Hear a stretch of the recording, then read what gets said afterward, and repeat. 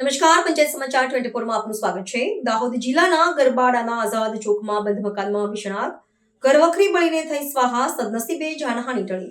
દાહોદ જિલ્લાના ગરબાડા નગરમાં આવેલા આઝાદ ચોક વિસ્તારમાં એક બંધ રહેણાંક મકાનમાં આકસ્મિક રીતે ભીષણ આગ લાગવાની ગંભીર ઘટના બની છે। પ્રાપ્ત વિગત અનુસાર છત્રછાયા હોસ્પિટલની બાજુમાં આવેલા મકાનના રહીશો ઘર બંધ કરીને દેવદર્શન અર્થે મંદિર ગયા હતા।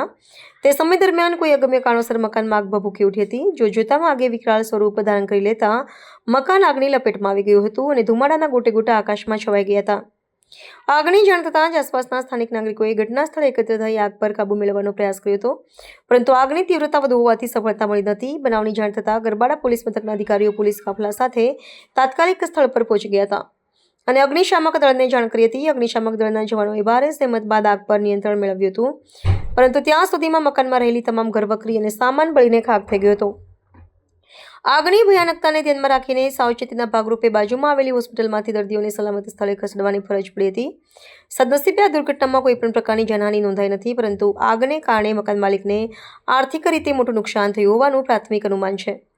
હાલમાં આગ લાગવાનું ચોક્કસ કારણ જાણવા મળ્યું નથી, પરંતુ પોલીસ અને સંબંધિત તંત્ર દ્વારા આ મામલે ઝીણવટભરી તપાસ હાથ ધરવામાં આવી છે। આકસ્મિક આગની આ ઘટનાને પગલે સમગ્ર વિસ્તારમાં અફરાતફરી અને ભયનો માહોલ સર્જાયો હતો।